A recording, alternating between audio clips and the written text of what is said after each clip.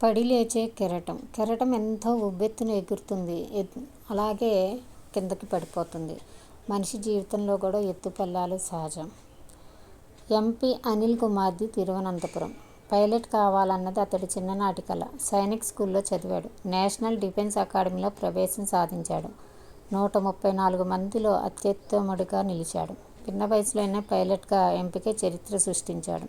తర్వాత తన చిరకాల స్వప్నమైన యుద్ధ విమానం MiG-21కి పైలట్ అయ్యాడు.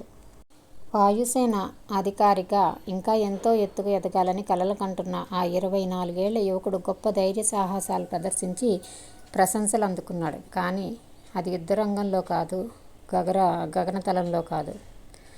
Flight lieutenant MP Anil Kumar ఒకరోజు రాత్రి విధులు ముగించుకుని బైక్ మీద వెళ్తుండగా ఊహించని రీతిలో రోడ్డు ప్రమాదం జరిగింది. దాంతో తల తప్ప శరీరమంతా అచేతనమైంది. ఉరుకులు పరుగులతో ఉత్సాహంగా సాగే జీవితంలో ఒక్కసారిగా శూన్యం ఆవహించింది. అయినా అతడు బాధపడ్డాడు, కానీ నిరుత్సాహపడలేదు. తల్లకిందులైన జీవితాన్ని తిరిగి తన నియంత్రణలోకి తెచ్చుకోవాలనుకున్నాడు. చక్రాల కుర్చీలో కూర్చునే నోటితో పొడవాటి పెన్సిల్ లాంటిది పట్టుకుని కంప్యూటర్ సాయంతో ఒక వ్యాసం రాశాడు. చిన్నప్పటి నుంచి ప్రమాదం జరిగే వరకు తన జీవిత ప్రయాణం గురించి రాసిన ఆ వ్యాసం శీర్షిక ఎయిర్బోర్న్ టు చైర్బోర్న్. ఎంత ఎక్కువ కష్టపడితే గెలుపు అంత మధురంగా ఉంటుందని ముగించాడు. దానికి మంచి పేరు వచ్చింది. ఆయన గురించి ఎందరికో తెలిసింది. పూణేలో సైన్యానికి చెందిన దివ్యాంగుల పునరావాస కేంద్రంలో 25 ఏళ్ల పాటు జీవించాడు అనిల్ కుమార్.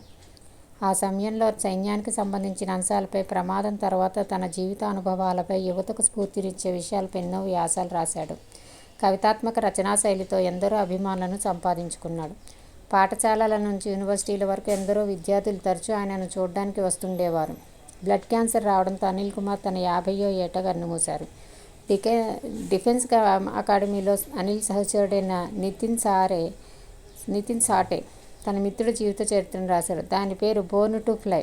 మలయాళ రచయిత, చిత్ర నిర్మాత Socrates K. Valath and the flight goes on పేరుతో డాక్యుమెంటరీ తీశారు. అంతేకాదు, అనిల్ కుమార్ జీవిత చరిత్రను కేరళ, మహారాష్ట్ర ప్రభుత్వాలు పాఠశాల స్థాయిలో పాఠ్యాంశంగా ప్రవేశపెట్టాయి. జీవితం ఒక ఆట లాంటిది. అన్ని వేళలా గెలుపే కాదు, ఓటమి కూడా ఉంటుంది. ఓడిన వారికి మరోసారి గెలిచే అవకాశమూ లభిస్తుందని మరవకూడదు అని చెప్పేవారు అనిల్ కుమార్. వీడియో నచ్చితే లైక్, షేర్, ఫాలో, సబ్స్క్రైబ్. ధన్యవాదాలు. నమస్కారం.